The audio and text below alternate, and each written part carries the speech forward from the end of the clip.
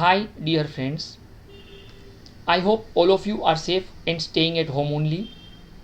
I, Prashant Lakhani, welcomes you once again in the world of TYBCom Economics Semester 5, Module 1, Chapter 3. Today, our topic is Government Flagship Programs for Sustainable Development.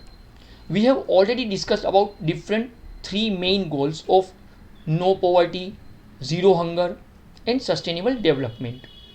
For that purposes, government has started some of the programs, initiatives. The very first and important program is Make in India.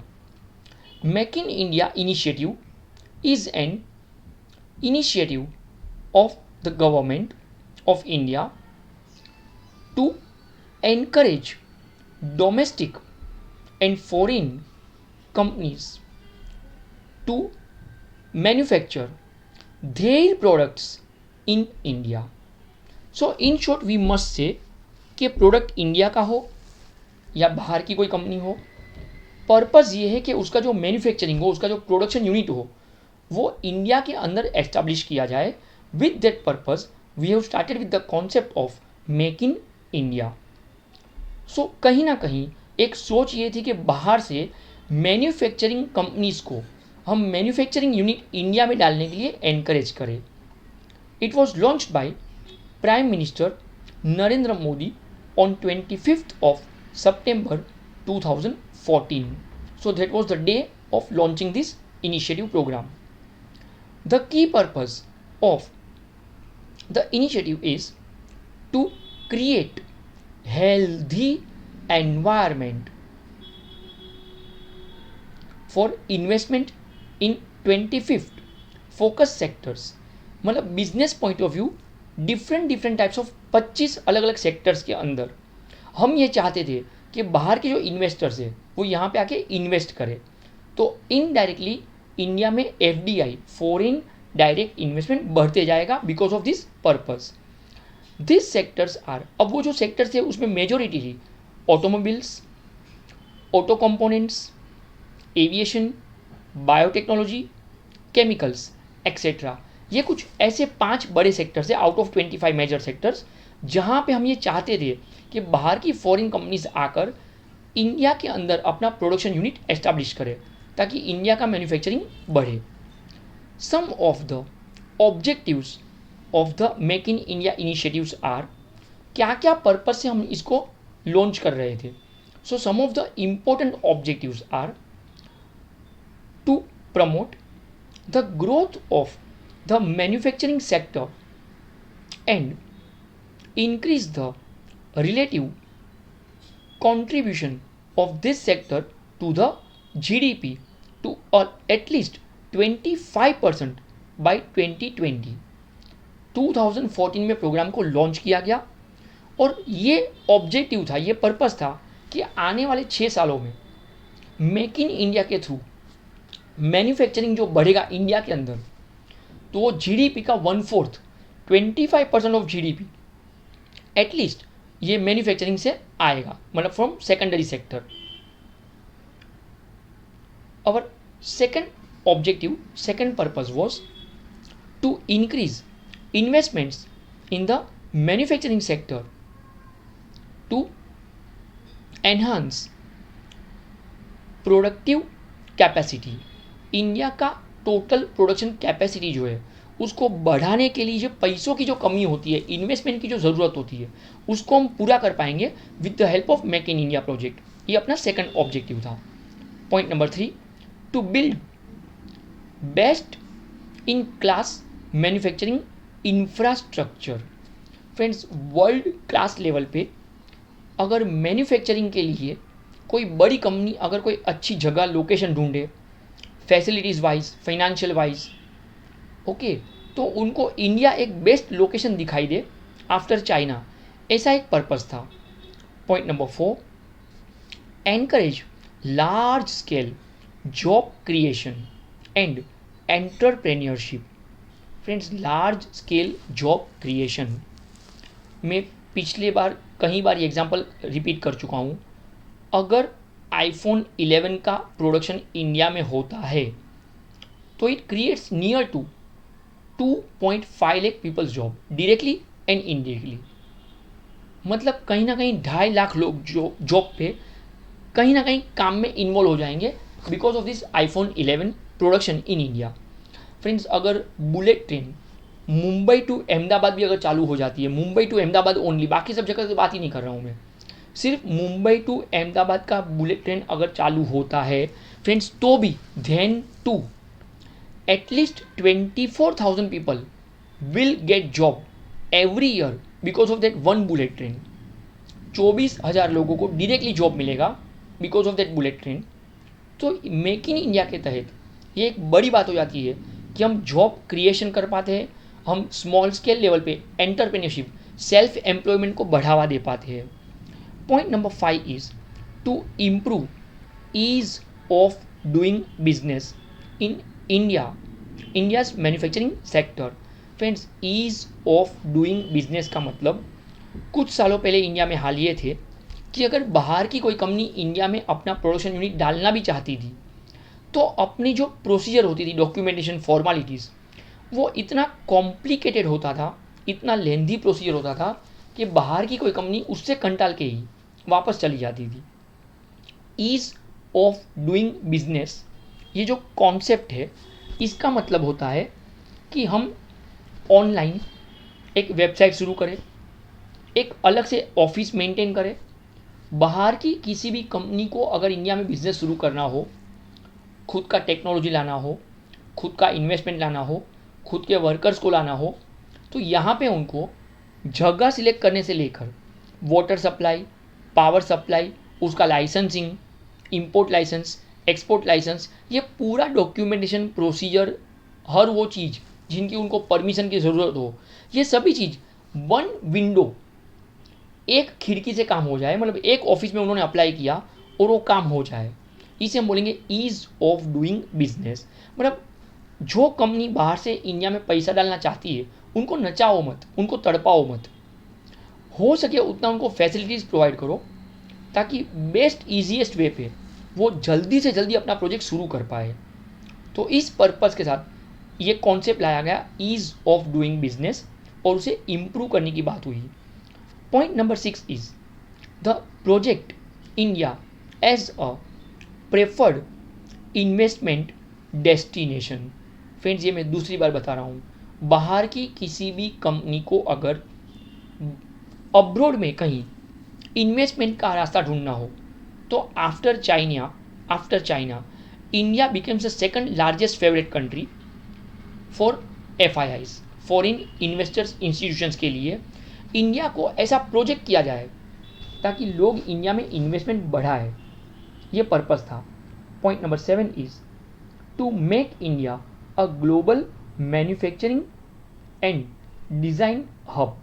अगर बाहर की कोई भी company India में large scale level पे अपना manufacturing unit establish करना चाहती है तो उनकी जगह से लेकर कंपनी का एस्टैब्लिशमेंट से लेकर हर वो चीज़ जिनकी उनको ज़रूरत हो जो वर्ल्ड क्लास लेवल पे हो। मतलब ऐसा नहीं कि अगर आईफोन 11, फ्रेंड्स, ये जो कंपनी है एप्पल का सॉफ्टवेयर जो यूज़ करती है, ओके, अब ये जो फॉक्सकॉन कंपनी जो है जो इंडिया में अब मैन्युफैक्चरिंग सोच रही है, तो ऐसा नहीं कि वो सिर्फ इंडिया के लिए मैन्युफैक्चरिंग करेगी, प्रोडक्शन इंडिया में होगा, not only for Indian consumers but for export purpose also. तो ये पूरा डिज़ाइन, बिजनेस का जो डिज़ाइन बनाना पड़ेगा स्टार्टिंग से लेकर एंड तक, उसे हम बोलेंगे मैन्युफैक्चरिंग एंड डिज़ाइन हब। तो इंडिया इसमें पूरा सक्सेसफुली काम कर पाए, ये एक पर्पस था। That was point number 7। Point number 8, that is to promote skill development, innovation and high quality. Friends, ये एक बड़ी बात आ गई। अब हम बात करते हैं सर्विस प्रोवाइड करने के लिए अपना जो इंटेंशन है कैसा हो, बोले विथ स्किल। हम कोई भी सर्विस कैसे भी प्रोवाइड करें, नहीं, high quality service will provide with new creative ideas, innovative ideas and with our skill, that is skill development, innovation and high quality. ये सब चीज़ों के साथ इसका ध्यान रखने की बात हुई थी।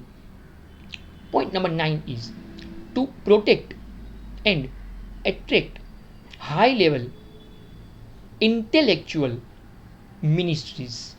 Friends, high level intellectual ministries, ये एक बहुत बड़ी बात हो गई। ये वो मिनिस्ट्री होगी जो सिर्फ अपने दिमाग से नए क्रिएटिव बिजनेस ढूंढकर बाहर की कंपनी को इंडिया में इन्वेस्ट करने के लिए अट्रैक्ट करेंगे, उसका मार्केटिंग संभालेंगे, उनका फिनांस संभालेंगे, और वो पूरा पाइपलाइन जो होता है बिजनेस शुरू करने के लिए, वो हर चीज़ उसमें जो जो चीज़ें ज़रूरत होगी वो चीज़ का प्रोविज़न करके देना। तो ये 9 पर्पस के साथ मेक इन इंडिया प्रोजेक्ट को शुरू करने की बात हुई थी। FDI flows procedures have been simplified. अगर बाहर की कोई भी कंपनी इंडिया में अपना इन्वेस्टमेंट लाना चाहती है तो वो पूरी प्रोसीजर को काफ़ी सिंप्लीफाई किया गया।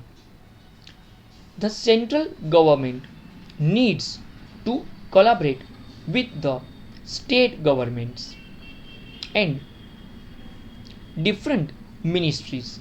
एक सिंपल सा मतलब समझाऊँ, अगर आईफोन के प्रोडक्शन के लिए चेन्नई में अगर कंपनी चाहती है कि उनका प्रोडक्शन यूनिट हो, तो Tamil Nadu government and Delhi government ये दोनों एक दूसरे के साथ कोऑर्डिनेट करे, दोनों की मिनिस्ट्री कोऑर्डिनेट करे, कोलैबोरेट किया जाए और बाद में वो कंपनी का मैन्युफैक्चरिंग यूनिट वहाँ पे एस्टैब्लिश किया जाए। इस तरीके से पूरा कॉन्सेप्ट काम करेगा। Some of the achievements of make in India initiative are. अब ऊपर जो जो पर्पस डिस्कस किए गए, अब हमने क्या अचीव किया ये सबको लागू करने के बाद। So what are the different achievements of make in India. First one is foreign direct investment, FDI जो था, तो एफडीआई इनफ्लोज $, बिलियन के हिसाब से अगर मैं सोचूं 160.79 बिलियंस बिटवीन अप्रैल 2014 एंड मार्च 2017। 3 सालों में $160.79 बिलियन का इन्वेस्टमेंट हम बाहर से लेकर आए अकॉर्डिंग टू IMF। फ्रेंड्स, यहाँ पे IMP वर्ड नहीं है, IMF international monetary fund, IMF world economic outlook and United nation world economic situation prospects 2017 में ये तीनों संस्थाओं ने इंटरनेशनल लेवल पे इंडिया का एक सर्वे किया था, जहाँ पे क्या बात बात आई, India is the fastest growing major economy in the world. दुनिया में जिस रफ्तार से अपना GDP बढ़ रहा है, अपनी इकोनॉमी तरक्की पे आ रही है, तो we are the fastest growing economy of the world in the year of 2017। Some sectors who have opened up to FDI, foreign direct investment के लिए कुछ सेक्टर्स को हमने ओपन कर दिया, लाइक डिफेंस मैन्युफैक्चरिंग, अपनी मिलिट्री में जो वेपन्स यूज़ होते हैं, जो एयरप्लेन, हम अब भी अगर आपको राफेल का एग्जांपल याद हो, फ्रांस से राफेल आ गया, तो ये जो चीज़ें हैं, तो डिफेंस मैन्युफैक्चरिंग, फूड प्रोसेसिंग, बाहर से हम अब तक जो मिल्क पाउडर इंपोर्ट करते थे, तो क्यों ना ये मिल्क पाउडर का प्रोसेस इंडिया में शुरू किया जाए। फूड प्रोसेसिंग, टेलीकम्युनिकेशंस एक्सेट्रा, ये 3 बड़े सेक्टर्स है जहाँ पे FDI का इन्वेस्टमेंट हम काफ़ी एट्रैक्टिव तरीके से बढ़ा पाए हैं। तो that was our first achievement. Now our second achievement is ease of doing business. Already I have introduced this concept. Business अगर बाहर की कोई कंपनी इंडिया में करना चाहती है तो उनकी जगह सिलेक्ट करने से लेकर वाटर सप्लाई, पावर सप्लाई के लाइसेंस से लेकर इंपोर्ट एक्सपोर्ट लाइसेंस के लेकर हर वो चीज़ जो बिजनेस से कनेक्टेड हो उनको ईजिली प्रोविज़न किया जाए। India now ranks 100 in the world bank's ease of doing business ranking in 190 countries. Friends, world bank ने 190 कंट्री का सर्वे किया था जहाँ पे उन्होंने इंडिया को जो रैंक दिया है, now we are on 100th rank. Friends, हम पहले 133 नंबर पे थे, अब हम जंप मार के 100 नंबर पे, मतलब 33 पॉइंट्स का हमने जंप मारा। तो आज की तारीख में अब इंडिया पहली 100 कंट्री में आ चुका है कि अगर बाहर से किसी को इंडिया में बिजनेस करना हो तो इंडिया उनको कितना आसानी से बिजनेस करने के लिए हेल्प करता है। उस मामले में जो सर्वे किया गया वहाँ पे हम 100 नंबर पर है। Third achievement, specific sectors achievements scheme. Some of the sectors specific achievements are, जैसे कि FDI in aviation great 6 times. Friends यहाँ पे वर्ड होना चाहिए ग्रीव, 6 टाइम्स, 6 गुने से अपना बाहर की कंपनी का investment aviation sector.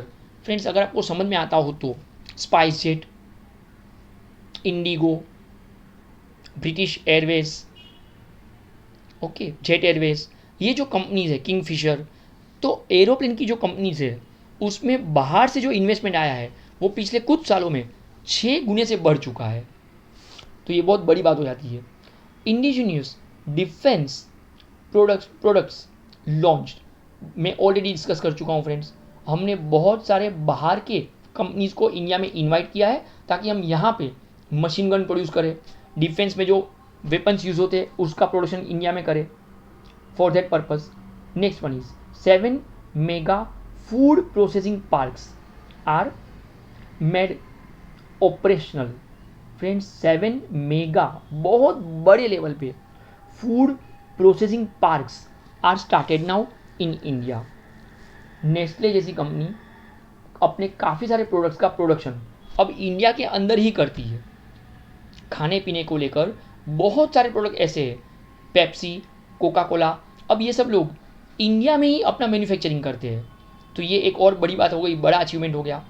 1.5 lakh MSME, that is micro small and marginal enterprises, ये जो छोटी छोटी कंपनी होती है, 1.5 लाख छोटी छोटी यूनिट्स है, setup providing employment opportunities to 11 lakh people. Friends ये अपने आप में बहुत बड़ा अचीवमेंट है। 1.5 लाख यूनिट ऐसे हैं जो एकदम छोटे छोटे बिजनेस इंडिया में चल रहे हैं, लेकिन वो लोग 11 लाख लोगों को अब तक जॉब प्रोवाइड कर चुके हैं। तो 11 लाख लोग इंडिया में ऐसे हैं जिनको जॉब मिल चुका है छोटी छोटी कंपनीज में, छोटे छोटे बिजनेस में। Next one is pharmaceutical industries grew by 29%। Friends दवाइयाँ बनाने की जो कंपनी है लाइक सिप्ला, झंडू, ये जो दवाइयाँ बनाने की कंपनी है, डाबर, ऐसी बहुत सारी कंपनीज है, ओके, जो च्यवनप्राश से लेकर बहुत सारी मेडिसिन बनाती है, उसमें जो ग्रोथ दिखाई दिया है पिछले कुछ सालों में, it's reach up to 29%। Next one is electricity generation grew by 5.8%। Friends Adani, Reliance power, Tata power, अगर ये सब कंपनीज को हम देखें तो 5.8% से हमें वहाँ पे भी जंप दिखाई दिया है in case of electricity generation. Mega power जो हम प्रोड्यूस करते हैं अब उसमें भी जंप दिखाई दिया है by 5.8%। Some of the manufacturing firms had to close down their businesses. Friends बहुत सारी कंपनीज बंद भी हो चुकी है due to multiple problems like falling commodities prices. Friends बहुत सारी चीज़ों के दाम कम हो चुके हैं and because of that reason बहुत सारी कंपनीज इतने कम दाम पे सामान बेच नहीं पाती क्योंकि उनका कॉस्ट पर यूनिट जो होता है, कॉस्ट ऑफ प्रोडक्शन, वो ज़्यादा होता है। तो फिर ऐसी कंपनीज को अपने मैन्युफैक्चरिंग यूनिट बंद करना पड़ा है। कुछ जगहों पे एक प्रॉब्लम आया है इनसफिशिएंट इंक्रीज इन डिमांड। कुछ जगहों पे कंज्यूमर ने डिमांड नहीं बढ़ाई है and because of that reason उन कंपनीज को भी बंद होना पड़ा है। Difficulty in getting credit. Friends कुछ कंपनीज को उधारी पे बड़ा अमाउंट मिला नहीं है बिजनेस चलाने के लिए। जो कैपिटल उनको रेज करना होता है, वो बड़ा कैपिटल जो रेज करना था वो उनको नहीं मिला, अवेलेबल नहीं हुआ। सो बेसिक 3 रीजंस, डिमांड उतनी नहीं बढ़ी कंज्यूमर की चीज़ें खरीदने के लिए, कुछ बड़ी कंपनीज को बड़ा अमाउंट क्रेडिट उधारी पे लोन नहीं मिला, तो फिनांस की कमी हो गई, क्राइसिस आ गया, वहाँ पे कैपिटल रेज नहीं हो पाया, और कहीं कहीं पर एक दिक्कत आ गई थी कि जो कमोडिटी कंपनी प्रोड्यूस करती थी उनका मार्केट में जो प्राइस है वो कम था because of Chinese import and all that, तो उन कंपनीज को भी बंद होना पड़ा। तो today we have covered most important initiative of government flagship programmes, that is make in India. Friends soon I approach you. अब 2 छोटे छोटे प्रोग्राम बाकी रहते हैं, so soon I approach you again. Thank you so much, please take care of your self.